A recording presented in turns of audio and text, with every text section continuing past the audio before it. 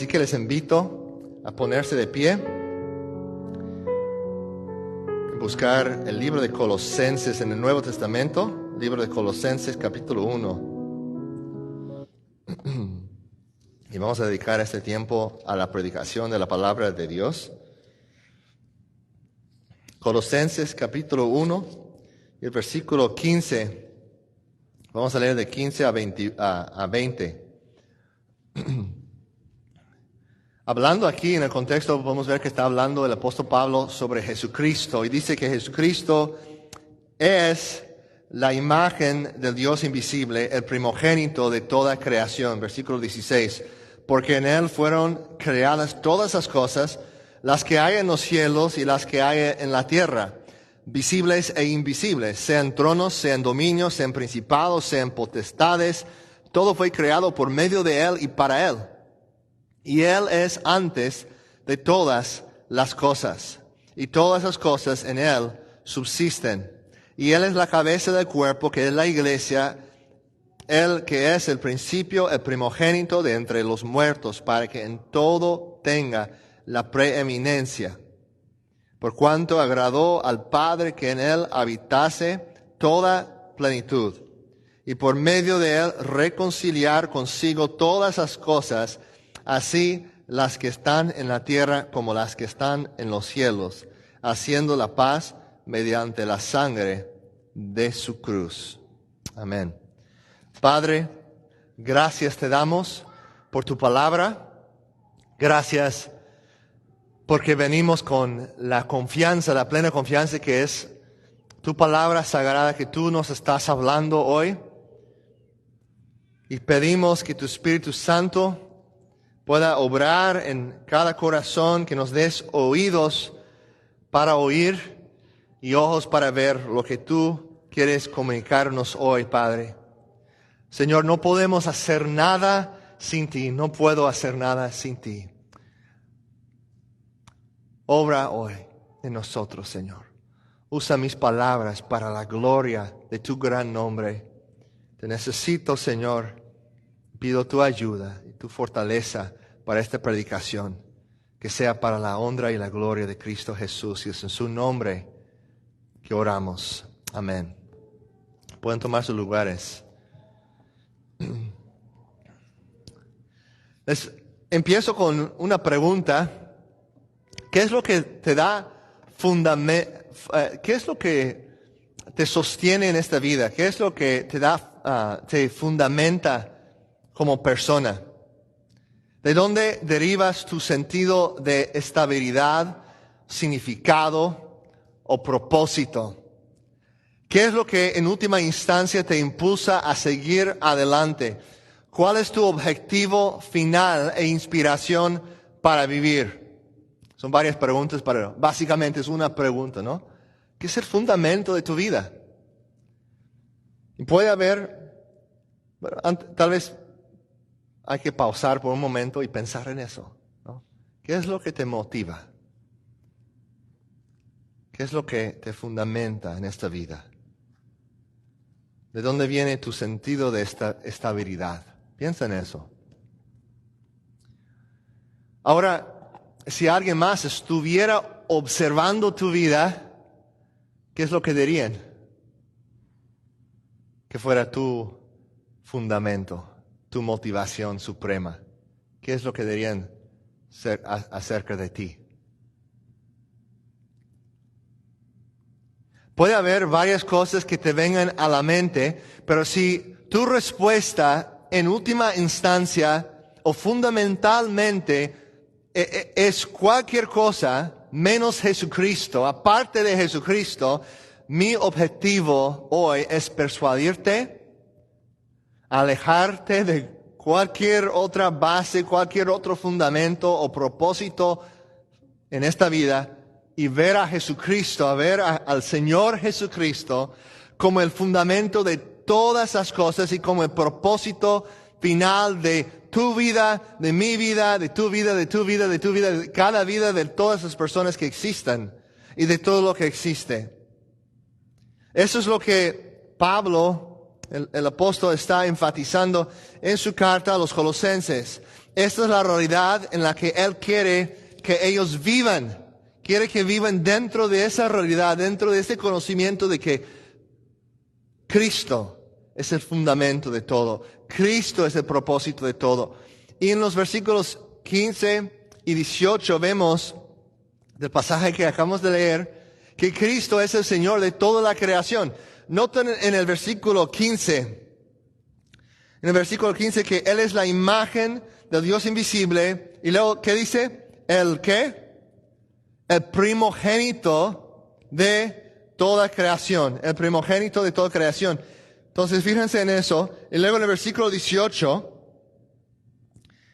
si vamos hasta el 18, dice, Él es la cabeza del cuerpo, que es la iglesia, el que es el principio, y luego dice que el primogénito de entre los muertos. Entonces, tanto el versículo 15 como el versículo 18 habla de Jesucristo como el primogénito. Pero en el versículo 15 es el primogénito de ¿qué? De toda la creación, ¿verdad? Y en el versículo 18, ¿de qué? De entre los muertos, ¿no? De la resurrección. Y aquí es importante reconocer, cuando habla de primogénito, que está hablando de una posición de autoridad. Un lugar de preeminencia. Que Cristo es supremo. En el Antiguo Testamento, ser el primogénito era ser el de privilegio, que recibe la herencia. Y tener la posición de autoridad. Y se refiere a eso, no se refiere que Cristo aquí es un ser creado, no. La Biblia nos enseña que Cristo Jesús es un ser eterno, que es uno con el Padre, que Él es el Dios eterno junto con el Padre y con el Espíritu Santo, que es un solo Dios en tres personas distintas y gloriosas, que existan eternamente como Dios en tres personas. Y Cristo, el Hijo eterno, es el primogénito de la creación, es decir, que Él es supremo sobre la creación. Que Él tiene la gloria, tiene la preeminencia sobre la creación. Porque es claro, es evidente en este pasaje, vamos a ver que por medio de Él y para Él, todo lo que fue creado, fue creado. Igual como nos dice en Juan, el Evangelio de Juan, capítulo 1, nos dice que todo lo creado, todo lo hecho, fue creado, fue hecho por medio de Él. Entonces, si todo lo creado fue creado por medio de Cristo, ¿en cuál categoría es Jesucristo? ¿En la categoría de cosas creadas o en la categoría del Creador? ¿Cuál? Del Creador, ¿verdad? ¿Sí o no? Sí, ¿verdad? No, si todo lo creado llegó a existir por medio de Él, entonces Él no puede ser una cosa creada, sino el Creador. Entonces, Cristo es supremo y al final del versículo 18 nos dice lo que Pablo está enfatizando, que Él es creador sobre la creación y también sobre la nueva creación. Cuando dice el primogénito de entre los muertos, recordamos que cuando Cristo resucitó de entre los muertos, inició una nueva creación. Eso fue el comienzo de la nueva creación, ¿no? Y por eso el apóstol Pablo en segunda a los Corintios, capítulo 5, nos dice que el que está en Cristo es, ¿qué? Una nueva criatura, una nueva creación. No dice, el que está en Cristo será una nueva creación un día, sino es ahora una nueva criatura, una nueva creación. Porque la nueva creación ha entrado en esta vieja creación por medio de la resurrección. Por eso en Romanos 8 nos habla de Él como el primogénito también de entre los muertos, ¿no? De entre muchos hermanos. Entonces Él inauguró una nueva creación y todo aquel que está en Él también forma parte de esa nueva creación. Todo aquel que está en Cristo. Entonces, Por eso Pablo al final del versículo 18 dice, para que en todo Él tenga la preeminencia, para que Él tenga en todo la primacía, tanto en la vieja creación como en la nueva creación. Cristo es Señor, Cristo es supremo, Cristo es preeminente. Entonces, en el versículo 16 vemos también que todo existe por y para Jesucristo. Nota que dice, todas esas cosas creadas, las cosas visibles e invisibles, ya sean tronos, dominios, poderes, autoridades, todo ha sido creado por medio de Él y para Él. Todo existe por y para Jesucristo.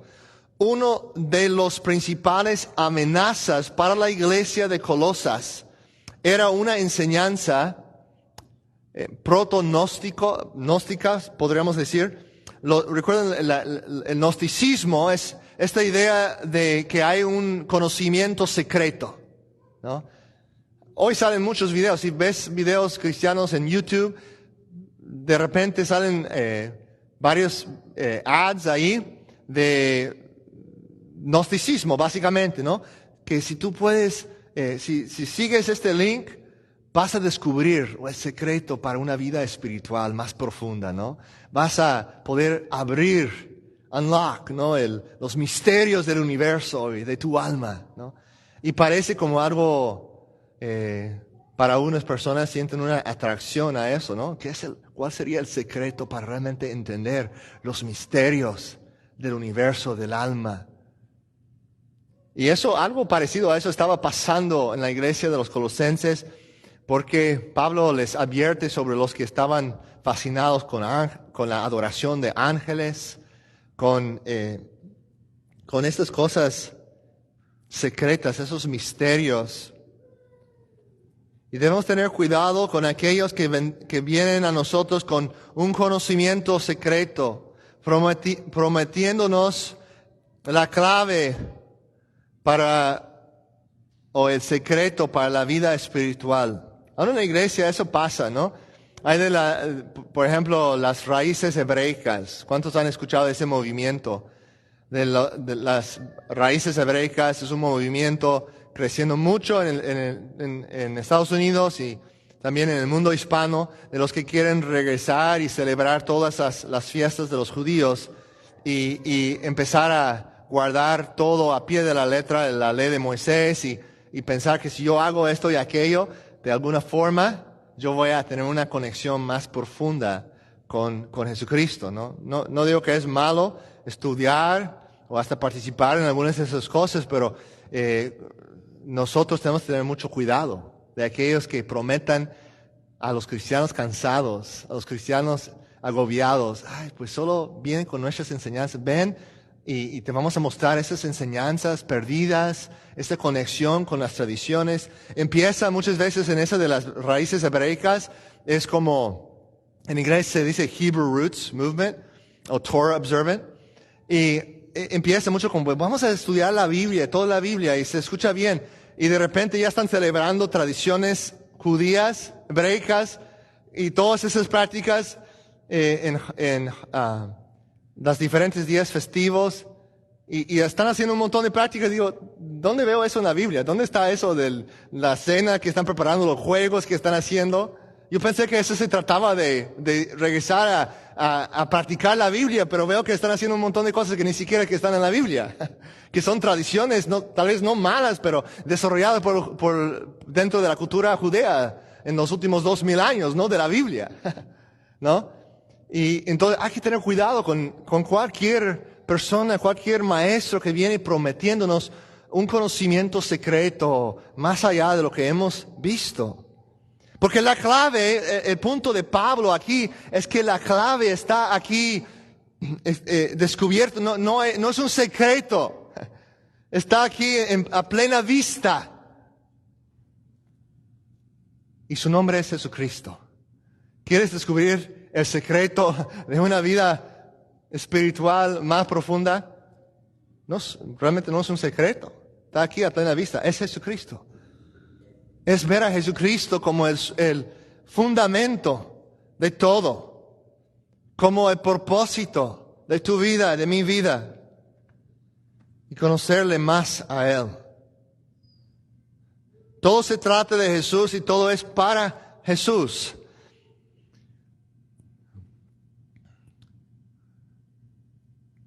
Bueno, también vemos en el versículo 17, que Jesucristo sostiene todas las cosas. Él sostiene todas las cosas. Dice el versículo 17, y Él es antes de todas las cosas y en Él subsistan todas las cosas. Él mantiene unida toda la creación, en otras palabras. Piensen en eso por un momento. Desde las galaxias hasta las células de tu cuerpo, Cristo lo está sosteniendo todo en este momento. Tú no dejas de respirar en este momento porque Cristo te da aliento. Cristo está sosteniendo el piso debajo de tus pies en este momento. Este planeta no deja de girar alrededor del sol porque Cristo lo está sosteniendo en este momento. En este momento, tu corazón no deja de palpitar porque Cristo te sostiene. En Él todas las cosas están sostenidas. Todas las cosas subsisten en Él. Mi pregunta para ti en esta tarde es, ¿le conoces a ese Jesús que te sostiene en este momento? ¿Lo conoces? ¿Has confiado en lo que Él hizo por ti en la cruz?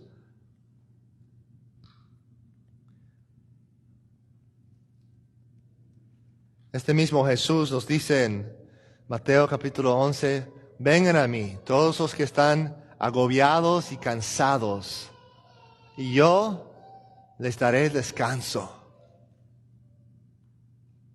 ¿Conoces a Jesús? ¿Conoces a aquel que te llama a encontrar descanso y paz y gozo y perdón y libertad y salvación en Él? Dice, sí, lo conozco. ¿Lo atesoras? ¿Valoras a Cristo por encima de todo lo demás? Piensa un momento, ¿cuáles son para ti las cosas de más valor en tu vida? ¿Qué es lo que más valoras en esta vida? Pueden ser cosas buenas, ¿no? Tu familia, tu trabajo, tu casa, tus amigos. Muchas cosas que podemos poner ahí. Toma todas esas cosas y ponlas en una balanza, en este lado, y pones a Cristo en el otro lado y Él los supera a todas. Él es digno. Él vale más que cualquier otra cosa. Sobrepasa a todas. Versículo 19 dice, porque agradó al Padre que en Él habitara toda la plenitud. Él es Dios, en otras palabras. Él es Señor. Él es el sustentador de la vida, el dador de la vida nueva. ¿Lo valoras en proporción a quién es? El que te sostiene, que tú existes para Él, ¿no? Por medio de Él y para Él todas esas cosas fueron creadas. Entonces, ¿por qué estás aquí tú? ¿Cómo llegaste tú aquí? ¿Cómo llegamos nosotros aquí? Por Jesucristo, ¿no? Por medio de Jesucristo estamos aquí. Dice, todo lo creado fue creado por medio de Él y para Él. Entonces, ¿por qué estás aquí? ¿Cuál es tu propósito en la vida? Esa es la pregunta fundamental, ¿no? Que todos hacemos en algún momento dado, cuando estamos reflexionando en las montañas o junto al mar. ¿Por qué estoy aquí? ¿Qué es mi propósito? Pues aquí tienes la respuesta. Tú existes para Jesucristo. Es la razón que tú existes. ¿Lo valoras en proporción a quién es? Número 4, número 4 de las verdades que quiero observar de este pasaje, versículos 20 y también realmente al 21 y 22, Y eso es que Jesucristo es la solución fundamental y definitiva para todos los problemas que enfrentamos. Jesucristo es la solución fundamental y definitiva para todos los problemas que enfrentamos. Nota el versículo 20. Y por medio de Él, reconciliar todas las cosas consigo, habiendo hecho la paz por medio de la sangre de su cruz. Por medio de Él, repito, ya sean las que están en la tierra o las que están en los cielos. Dios el Padre está reconciliando todas esas cosas en el cielo y en la tierra por medio de Jesucristo. Él es, en otras palabras, la solución.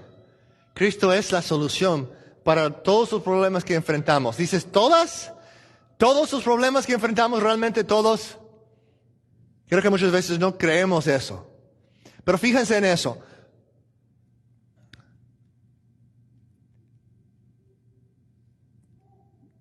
Ustedes, ahorita, algunos están pasando por problemas y dificultades, Dios sabe, emocionales, financieros, tal vez con un hijo o tu pareja, con un familiar, tal vez de salud. Dios sabe por lo que estás pasando ahorita. Y sin minimizar eso, sin minimizar lo difícil, lo duro de lo que tú estás enfrentando ahorita en tu vida, eso no compara para nada en absoluto, con el problema más grande que tú y yo jamás hemos enfrentado. ¿Cuál es el problema más grande que hemos enfrentado en esta vida? ¿Cuál es el problema más grande que hemos experimentado? El hecho de que somos pecadores, culpables ante un Dios santo. Eso es nuestro problema más grande. Que aparte de Cristo, nosotros quedamos condenados bajo el peso de nuestro pecado y nuestra rebeldía ante un Dios bueno y justo y perfectamente santo. Y Dios tendría toda la razón, sería completamente bueno en condenarnos eternamente al infierno. De solo dejarnos a recibir las consecuencias de nuestra elección de rechazarle a Él, de vivir en separación de Él, de no vivir bajo su gobierno y reino. Sería completamente justo en hacerlo. Pero Dios es grande en misericordia. En su gran amor con que nos amó, Él envió a su Hijo. Y la palabra de Dios dice que porque de tal manera Dios amó al mundo, que nos ha dado a su Hijo unigénito para que todo aquel que en Él cree no se pierda, mas tenga vida eterna. Tú y yo, sin Cristo, quedamos bajo el peso de nuestro pecado, en condenación. Pero la Biblia declara, debido a lo que Cristo hizo, por medio de su sangre derramada en la cruz, ya no hay ninguna condenación. No hay ninguna condenación para los que están en Cristo Jesús. Entonces, Cristo ha lidiado ya, para los que hemos confiado en Él, Él ha lidiado ya con el problema más grande que hemos enfrentado. ¿No será capaz entonces de lidiar con todos los otros problemas que enfrentamos también en esta vida? En esta sociedad.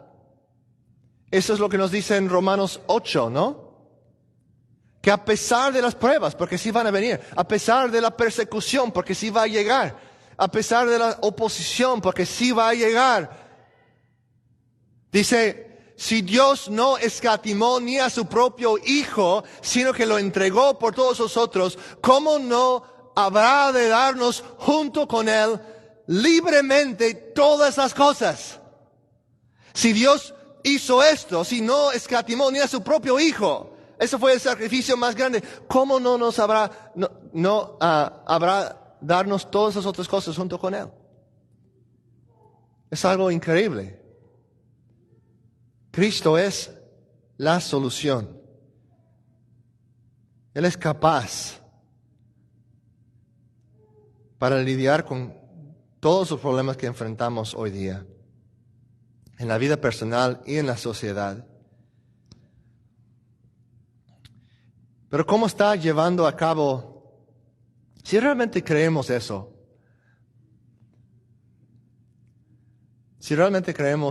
no nos vamos a avergonzar del Evangelio, porque sabemos que es el poder de Dios para la salvación. Salvación preparando a las personas para conocer a su Creador en ese día final, pero también preparándoles para vivir una vida de abundancia, una vida de gozo, de paz, aún en medio de las aflicciones. Él es la única esperanza para nuestro mundo quebrantado. Entonces, si Cristo realmente está reconciliando todas esas cosas en el cielo y en la tierra, si Dios lo está haciendo por medio de Cristo, ¿cómo está realizando eso hoy en día? ¿Cómo se ve eso en el tiempo presente? A lo largo de la historia, ¿cómo se lleva a cabo esta obra de reconciliación? Segundo de Corintios 5:18. Segundo de Corintios 5:18 dice: y todas esas cosas son de Dios, quien nos reconcilió consigo mismo por Jesucristo y nos dio el ministerio de la reconciliación. Entonces, Dios nos ha reconciliado consigo mismo por medio de Jesucristo, su muerte en la cruz, y ahora nos ha dado a nosotros el ministerio de reconciliación también. Es el mensaje que proclamamos. Y creo que cuando Pablo dice eso, no lo dice solamente como apóstol, sino como representante de todos los creyentes que ahora llevan el mensaje apostólico del Nuevo Testamento al mundo. Esto entonces es nuestro ministerio. Hermanos, hermana, ustedes han recibido un ministerio de reconciliación. Son ministros de reconciliación en este mundo. De la reconciliación que está en Cristo. Esto es nuestro ministerio. Esta es nuestra misión. Esta es nuestra responsabilidad. Esto es nuestro privilegio. Y vemos que esto abarca mucho. No se trata de una parte limitada de tu vida, esa parte espiritual, secreto en tu corazón, ¿no? Cuando el gobierno dice, pues, está bien si quieres adorar a tu Dios, si quieres tener a tu Jesús, pero déjalo en tu casa, ¿no? Ahí está bien, en privado, hagas lo que quieras, pero en público, en la esfera pública, no tienes permiso de hablar de eso. No, Jesucristo, vemos aquí, es Señor solo del corazón o Señor de todo. Noten del versículo 15 al versículo 20, y me gusta en español porque se nota claramente el mismo patrón, el mismo uso del vocabulario en el griego, que hay una palabra que se repite en cada versículo. Una palabra que se repite en cada versículo de 15 a 20. ¿Lo identifican? ¿La identifican? ¿Cuál es?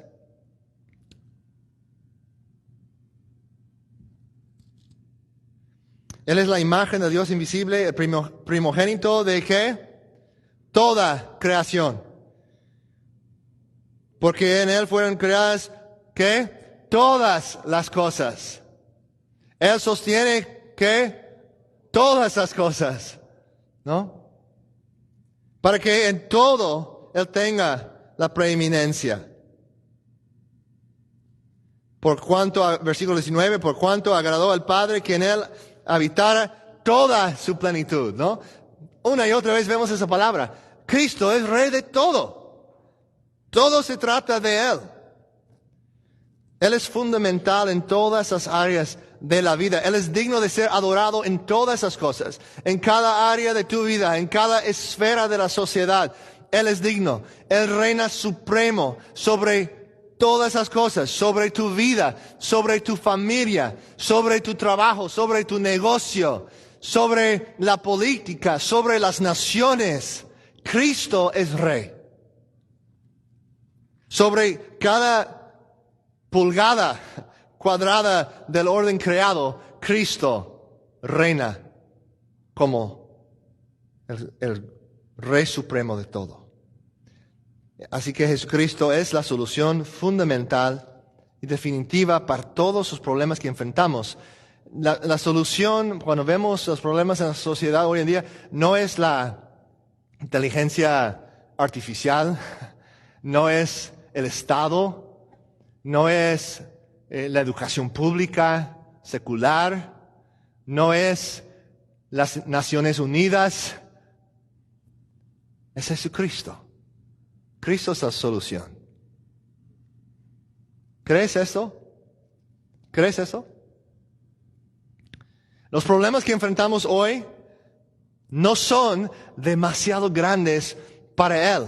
Sí, las cosas se ven bastante sombrías, bastante oscuras en nuestro tiempo, ¿no? Estamos viviendo un tiempo donde tenemos todo un mes dedicado a la perversión sexual y la enfermedad mental. En el estado de Washington y en California ahora es ilegal que es permitido que el Estado básicamente secuestra a un niño de sus padres, lo quita del hogar de sus padres y lo lleva a un doctor para mutilar sus órganos sexuales. Eso está pasando en nuestro estado. Los tiempos son oscuros.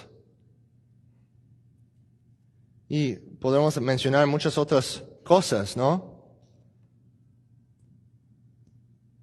Muchos otros ejemplos de maldad en la sociedad alrededor de nosotros. Pero les quiero decir algo. Demasiados cristianos tienen una perspectiva pesimista en cuanto a todo eso. Simplemente escondemos y esperemos para el rapto, para el regreso de Cristo, porque solo quiero escapar de todo esto. Es la actitud de muchos cristianos con quienes hablo. Pues ni modo, las cosas se van de mal en peor, ni modo. Estoy harto de escuchar eso. Hermanos y hermanas, estamos viviendo en tiempos emocionantes. Dios no ha cometido un error en colocarnos a nosotros, su iglesia, en este momento de la historia. Para una hora como esta, Dios nos ha puesto aquí. Como Esther, ¿recuerdan cuando su tío le dijo, tal vez por una hora como esta, tú estás aquí, has llegado al reino?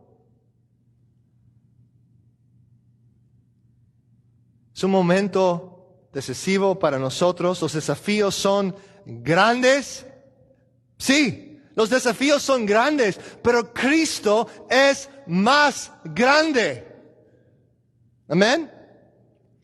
Dios te ha puesto aquí para un momento como este. En su providencia, en su soberanía, Él no comete errores. A veces me gusta pensar en los días de antes. Soy un poco sentimental. Me gusta la vida, pensar, ¿no? Una vida más sencilla. Hace 100 años, ojalá que hubiera nacido en ese entonces. Y a veces pienso así y luego digo, no, Dios no comete errores. Él sabe lo que está haciendo. Y estamos viviendo en tiempos oscuros, pero es una oportunidad para que brille con más luz la gloria de Cristo en su iglesia. Jesucristo es Señor, tal como lo fue en el primer siglo, en esa iglesia que en los primeros 300 años vencieron el imperio romano, no con la espada, sino con la proclamación del evangelio y con el amor sacrificial. Cristo no ha cambiado. Él no ha dejado de ser rey, no es menos rey hoy que fue en ese entonces. Y Él nos asegura que Él va a edificar su iglesia y las puertas del Hades no prevalecerán contra ella. Podemos oponernos con valentía a la perversión de nuestra cultura y podemos amar con valentía a los pecadores que están atrapados en ella. No afirmando su pecado, no aceptando su confusión y trastorno, sino dándoles el Evangelio para que puedan ser libres de él. Hablando la verdad de amor a personas quebrantadas y confundidas para que puedan recuperar el sentido y prepararse para la eternidad.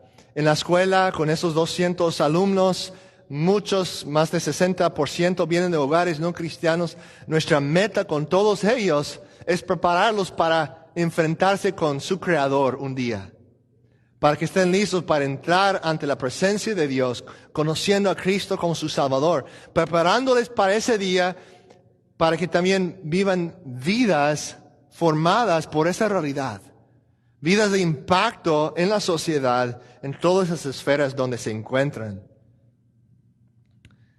El Evangelio de Jesucristo es más poderoso que las tinieblas alrededor de nosotros. Creo que muchas veces no vivimos así. Vemos una semana de noticias y sentimos, no, ¿cómo podríamos vencer? Pero dice la palabra, somos más que vencedores. Eso no implica una ausencia de persecución o de dificultades, de aflicción, de tribulación.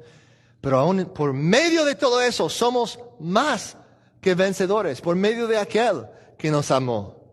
Y si Él está con nosotros, ¿quién podrá estar en contra? Y claro, confesamos que Cristo Jesús va a regresar de nuevo. Y eso es una verdad gloriosa, pero a la luz de esa verdad, nuestra actitud no debe ser, hermano, ojalá que podamos escapar muy pronto de este mundo maldito. Sino, todo lo contrario, hermano, mira las oportunidades, mira las necesidades, mira a esos pobres jóvenes confundidos, mira a esas personas que han sido engañados por una filosofía que viene del diablo básicamente, ¿no? ¿Qué quiere Dios que hagamos para amar a esas personas, para alcanzar a esas personas, para ayudarles a ser libres, a pensar en las generaciones futuras? Cristo es la solución para todos los problemas que enfrentamos. Su evangelio ha transformado sociedades enteras en el pasado y no veo ninguna razón bíblica para concluir que no lo podría hacer otra vez. Así que, manos a la obra, hermanos. Que oremos por avivamiento. Que oremos por avivamiento en nuestra nación, por avivamiento y reforma bíblica en las iglesias. Y juntos podemos asaltar las puertas del infierno con nuestras oraciones, con nuestros actos de amor, con nuestra predicación del Evangelio, con nuestro trabajo de discipulado. Empezando con nuestra familia, empezando con nuestros hijos, empezando con nuestros vecinos y amigos. Somos la iglesia del Dios viviente. ¿Cuál poder podría resistirnos si Cristo está con nosotros? Porque no se trata de nosotros, se trata de Él, pero somos su cuerpo. Somos la iglesia de Cristo, comprada con su sangre. Él es la luz del mundo, pero también dice que nosotros somos la luz del mundo porque reflejamos su luz. Que seamos sal y luz en medio de un mundo oscuro y confundido. Eso es lo que nuestro Señor les dice a sus discípulos en Hechos 1. Recuerden cuando está a punto de ascender, a dejar a sus discípulos y básicamente les dice, dejan de especular sobre cuándo regresaré. Y pónganse a trabajar, discipulando a las naciones. Es básicamente lo que les dice. En otras palabras, no recibimos el Espíritu Santo para quedarnos mirando al cielo, sino para ser testigos desde Tacoma hasta los confines de la tierra. Para ser sus testigos. Somos la iglesia. Y la iglesia no está muerta en los Estados Unidos de América. Sí está adormecida en muchos lugares.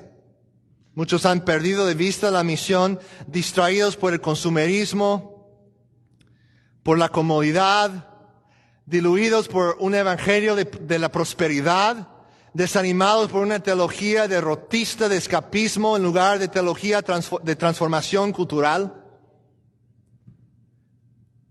Pero nosotros hemos sido increíblemente bendecidos con la palabra de Dios, con una comunión, como ustedes tienen una familia de fe, una asamblea de creyentes.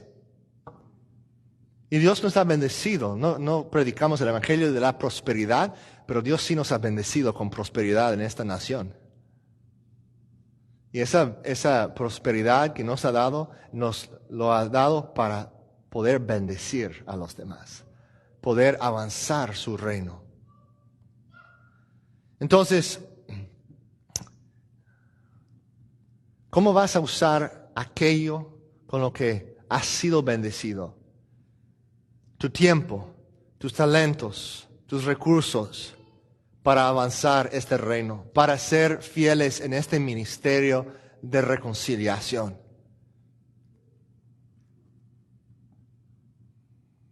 Y es bueno pensar en eso porque relaciona con lo que estuve hablando sobre lo que estás atesorando, porque Jesús dijo, donde está tu tesoro, también ahí estará tu corazón, ¿no? Cuando hablamos de sacrificar tiempo, talentos, recursos para el reino de Dios y nos duele o hay resistencia, es una indicación de que nuestro tesoro supremo no es Jesucristo, sino otra cosa.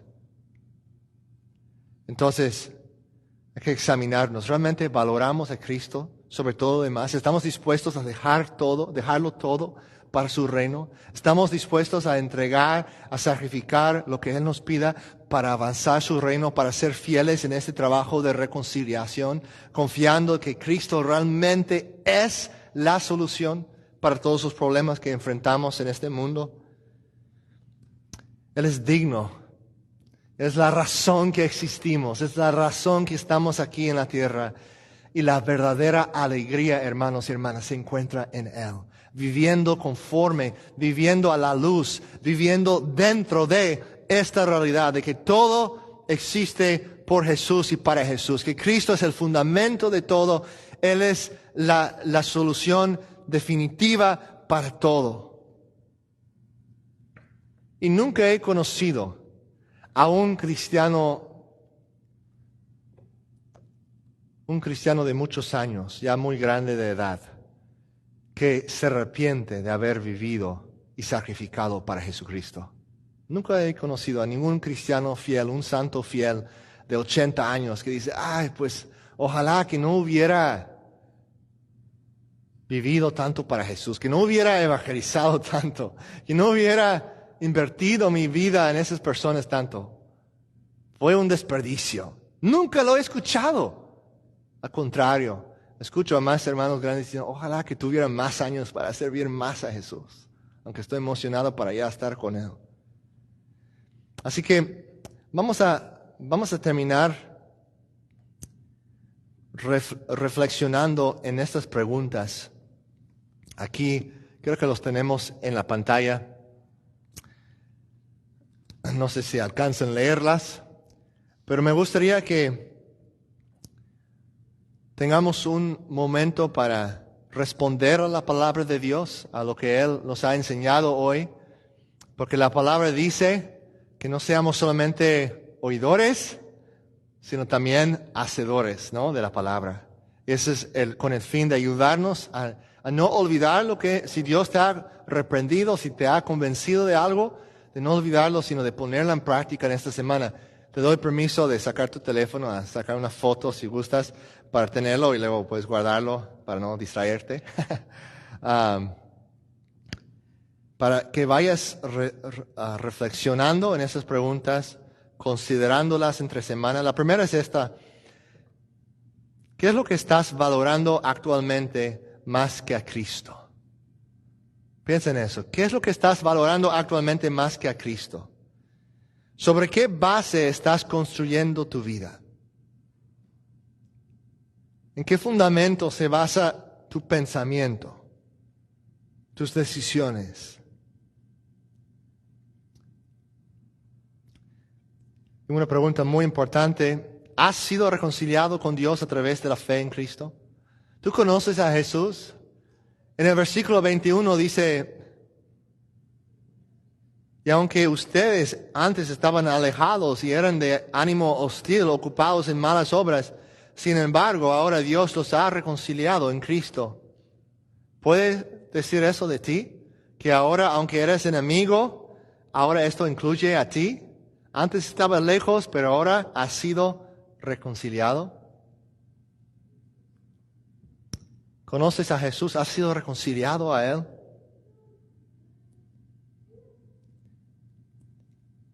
El número 4, ¿estás viviendo como alguien que ha sido reconciliado?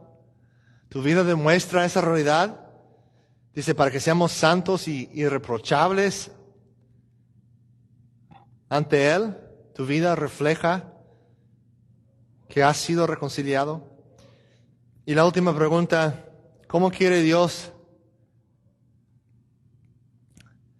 que seas parte de su reconciliación? Bueno, hay dos más, ¿verdad? ¿Cómo quiere Dios que seas parte de su obra de reconciliación? Específicamente en los próximos días, ¿qué cambios te está llamando a hacer? ¿A cuáles personas te está llamando a ministrar o a testificar? ¿Qué relaciones rotas te está llamando a reparar? ¿Qué sacrificios te está llamando a hacer? Y la última pregunta, ¿estás trabajando desde un lugar de haber sido reconciliado o esforzándote como si dependiera de ti determinar tu identidad?